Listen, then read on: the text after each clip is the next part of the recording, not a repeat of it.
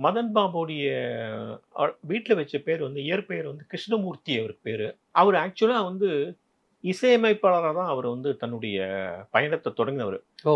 அவர் வந்து இசையில அவருக்கு மிகப்பெரிய ஆர்வம் உண்டு. அந்த காலத்து ஜி. ராமநாத ஐயர் காலத்திலேருந்து, அதுக்கப்புறம் இளையராஜாலேருந்து, அனிருத்து காலம் வரை எல்லா இசையுமே அவரு கேட்டவரு, ரசிச்சவரு. அத பத்தி நெறைய என்ட்ட பேசியிருக்காரு. அவரு வந்து முறையா இசை பயின்றவரு. அவர் கர்நாடிக் மியூசிக்ல நல்ல நாலேட்ஜ் உண்டு. சொல்லப்போனா அவங்க குடும்பமே, அவங்க மனைவி சுசீலா, அவங்க பொண்ணு ஜனனி, பையன் அர்ஷித் எல்லாருமே இசைத்துறையில தான் இருக்காங்க. ஆக்சுவலா அவரு வந்து இசைத்துறையில அவரு வந்து ஒரு மியூசிக் டைரக்டரா வந்திருக்க வேண்டியவரு.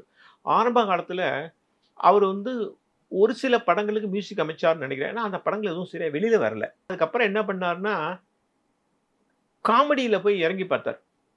அவருக்கு வந்து சரி சினிமால நடிச்சு பார்க்கலான்னு ஒரு ஆசை வந்துருச்சு அவருக்கு. பாலு மகேந்திராவோட நீங்கள் கேட்டவை படத்துல அவருக்கு ஒரு வாய்ப்பு வந்தது. அது எதேர்ச்சியா வந்த வாய்ப்பு. சரி நடிச்சு பார்ப்போமேன்னு வராரு. அதுல வந்து அந்த காமெடி ரோல் அவருக்கு ரொம்ப ஹிட் ஆயிடுச்சு அவருக்கு. அதுலேருந்து அவருக்கு அதே மாரி சினிமா தான் உங்களுக்கு தெரியும். சினிமால ஒரு ஒரு ரோல் வந்துட்டாங்க, அல்லது ஒரு மாரி அவங்க நடிக்க ஆரம்பிச்சாங்கன்னா, தொடர்ந்து அதே மாரி ரோல் குடுப்பாங்க. அவருடைய அந்த அவுட்டு சிரிப்பு இருக்கு பாருங்க, ஆமா, ஆமா. அது ரொம்ப பிரபலம் அது. ம், ம். அவரு பாட்டுக்கு நான் ஸ்டாப்பா கிட்டத்தட்ட ஒரு 1 நிமிஷம் தொடர்ந்து சிரிப்பாரு. அந்த மாரி சிரிக்கக்கூடியவரு. அது வந்து அப்ப புதுசா இருந்தது. அதையே தொடர சொல்ட்டாங்க.